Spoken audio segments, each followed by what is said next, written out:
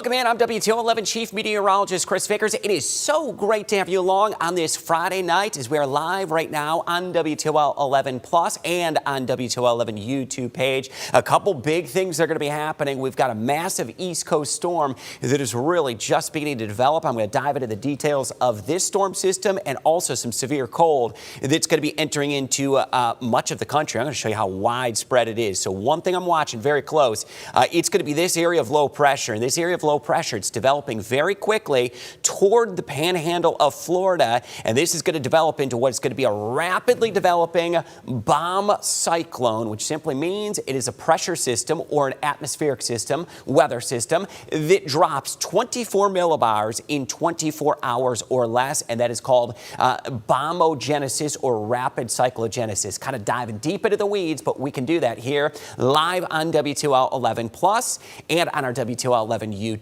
page. I appreciate you following along and being with us tonight as we kind of get deep into what's going on. I always encourage you as well. You can pull out that phone right now and you could scan that free WTO11 weather app. Gets you linked up to that hour-by-hour forecast, the 10-day forecast, interactive radar. You could go ahead and track the storms right alongside me with that free download. So we are watching very close the impacts to this storm. And there will be some impacts more in the form of cold and Arctic air that will be with us as we go through the weekend. So let's widen the picture out here. There isn't much going on outside of big-time cold for us. So we've got a weather impact alert day here locally. That's for Northwest Ohio and Southern Michigan because it's going to get extremely cold tonight. There's some indications we're getting a little bit of clearing that's taking place. 12 right now, and mark my word, I think we're going to be down close to 0, if not colder, by the time we hit midnight. So it will happen fairly quickly across the region. I do have a few views that we could give you, a couple vantage points across the area. I just love that we could still see a little bit of daylight.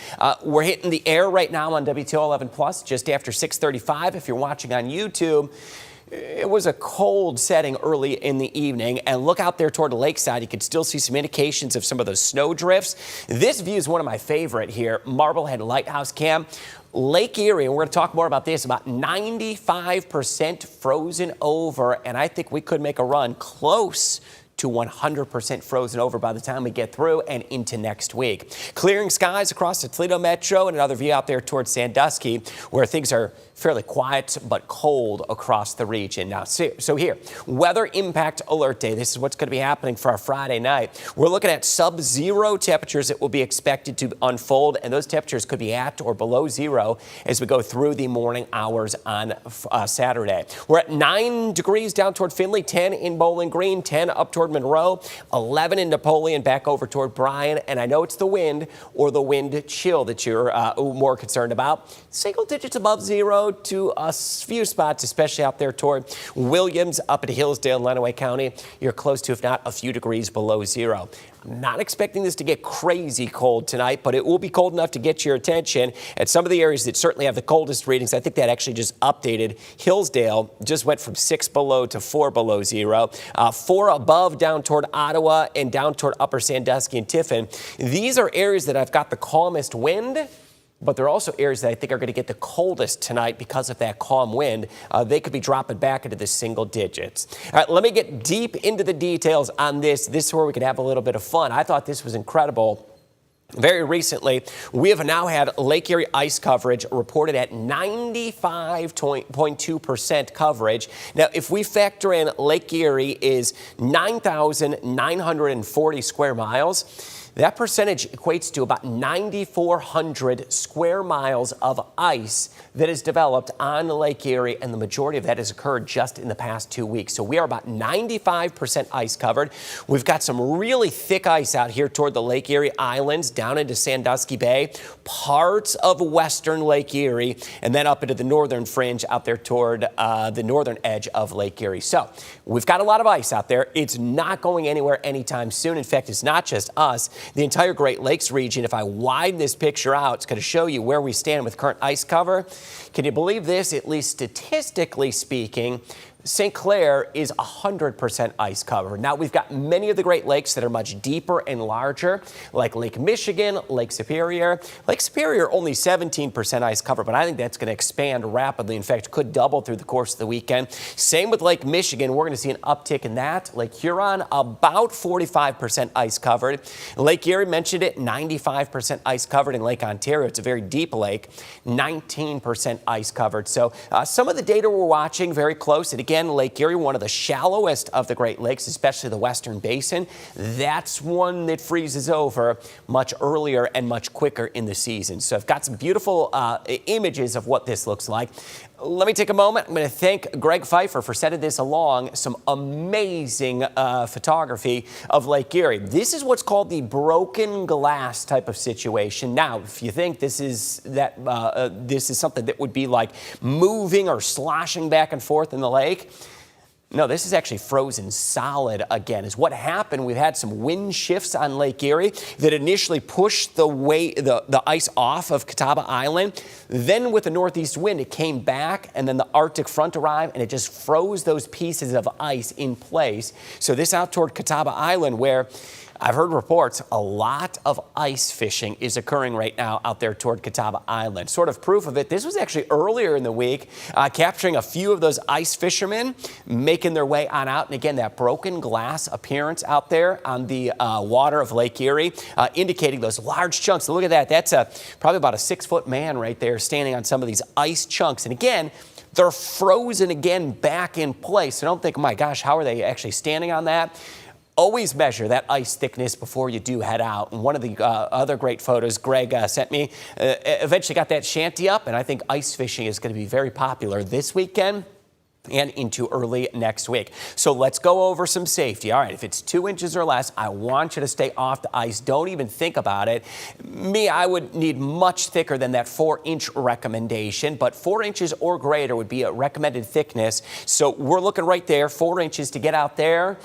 You can see the abominable snowman, indicating don't do it if it's not 4 inches or thick. Now, if you're thinking of taking snowmobiles and ATVs, it happens every year. Somebody takes one of these vehicles out on ice that isn't thick enough. Minimum thickness, about 5 to 6 inches. I'm going to go ahead and tell you 6 inches or more. And if you're even thinking about it, a car or a small truck would have to be about 8 to 12 inches. Believe it or not, I am getting reports that the ice thickness is approaching 10 to 12 inches across parts of the western Lake Erie. And for a medium pickup truck, and again, couldn't even fathom it, you'd need over a foot of ice thickness that would be out there to even consider that. Now, consider this as well with this extreme cold. I've just got to ask, have you heard this?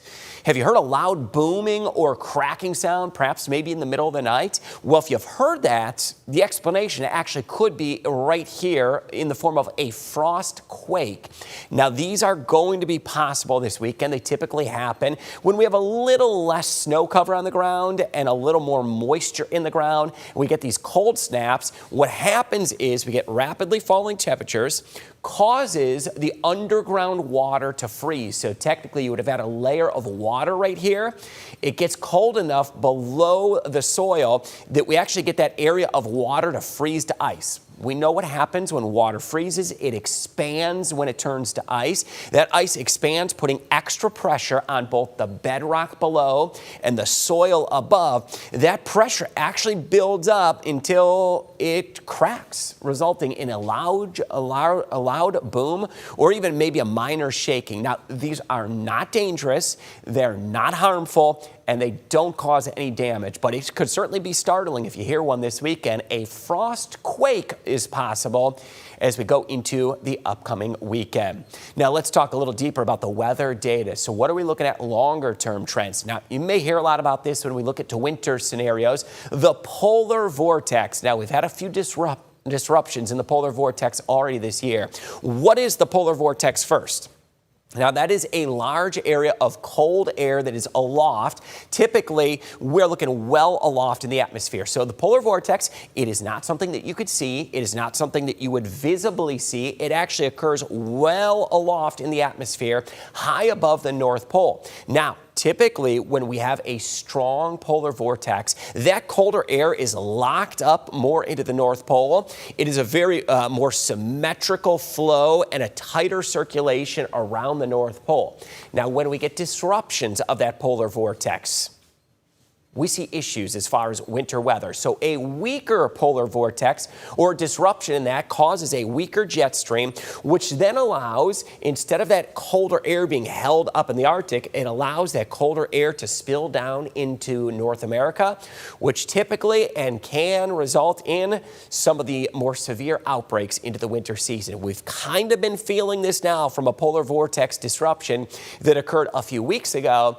And guess what? We're seeing some indications that we may get some more of these disruptions into early February, which would mean a few weeks later, perhaps mid to late February, we may be seeing the return of some very frigid cold weather. I know we've already felt it. We've had 8 days now. Count them. 8 days in Toledo where we haven't even reached 20 degrees. So where does that actually rank in historical perspective?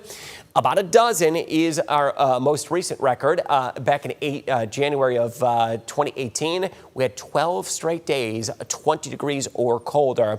We're going to add at least another to that on Saturday, so we're going to likely end up close to 9 days. Because here's the forecast for Saturday. It's going to be cold to start the day. I suspect we get close to zero right around or just after midnight, then actually rise into the single digits as we go through the morning. Highs eventually reach through the upper teens to near 20 degrees. From 17 on Saturday, we've got that weather impact alert out there for Saturday morning. 21 on Sunday, mid-20s as we get into Monday and Tuesday, and a few flurries. But overall, the weather is going to be fairly quiet as we get into early next week. So what do you need to know with our local weather impact alert day? Now through Saturday morning, we'll be able to lift that alert through Saturday after 8 a.m. as temperatures begin to warm. And really, to be honest, there's no concern about that. We don't need to be over dramatic about it. We're going to see lows near zero, and then eventually it's going to warm into the teens. It'll be a cold January day. Warmer hats, gloves. I think you'll be just fine once we get beyond the coldest point of the day. Let's dive now a little bit more into that East Coast storm. All right, so how does our weather and what we're going to be feeling this weekend factor into the East Coast storm? So here's where that area of low pressure is developing across the panhandle of Florida.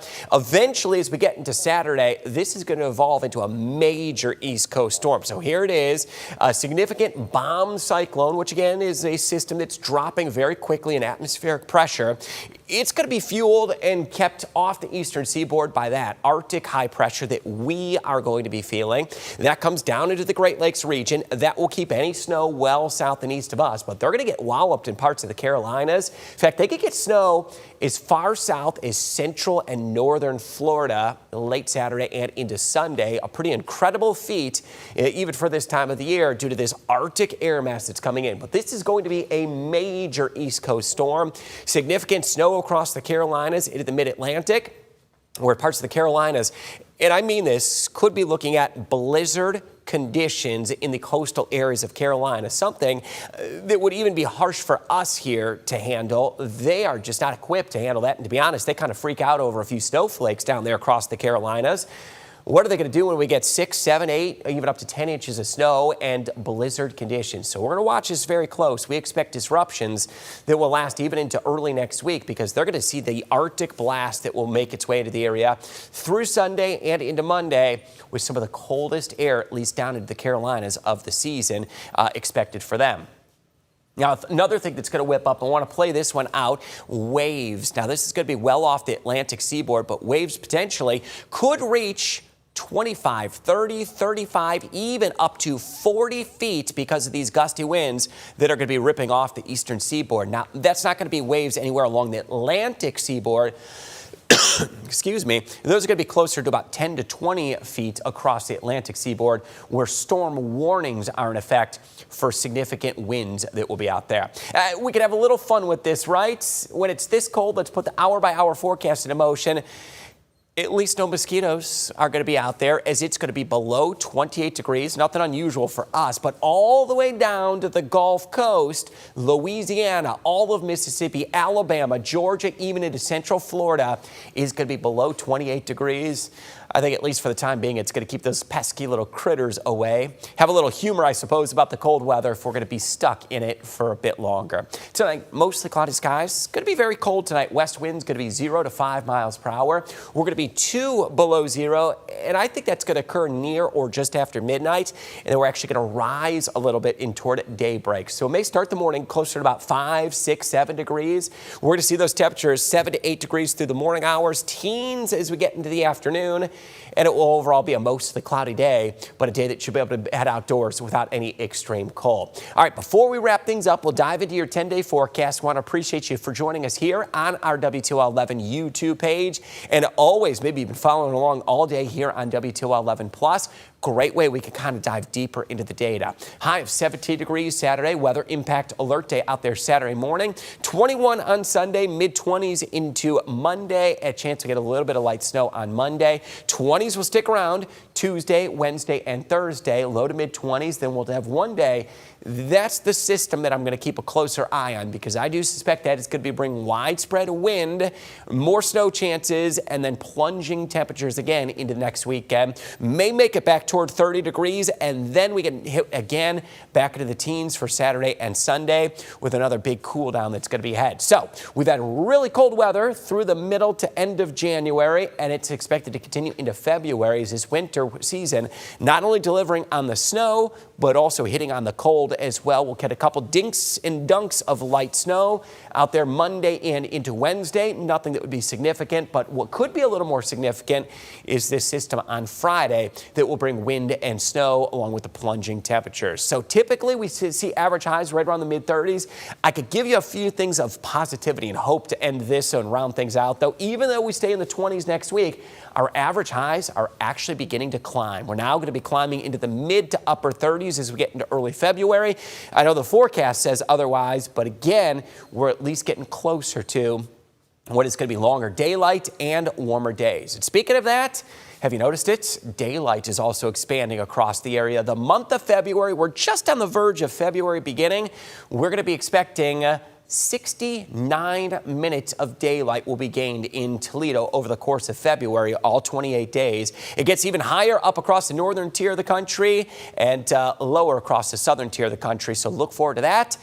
Gaining daylight as we go through the month of February. Really appreciate you being with us along here on WTOL11 Plus. It is another way we could stay connected to you, and we're going to continue to follow this on our weekend as well as we approach Saturday and Sunday. Make sure you tune in always on WTOL11 Plus, and the WTOL11 weather team will have you covered there on YouTube and on air. Make it a great weekend. Once again, this is Chief Meteorologist Chris Vickers giving you that deep dive of what to expect for us this weekend and that major East Coast storm that will continue to follow through the weekend. Have a great one.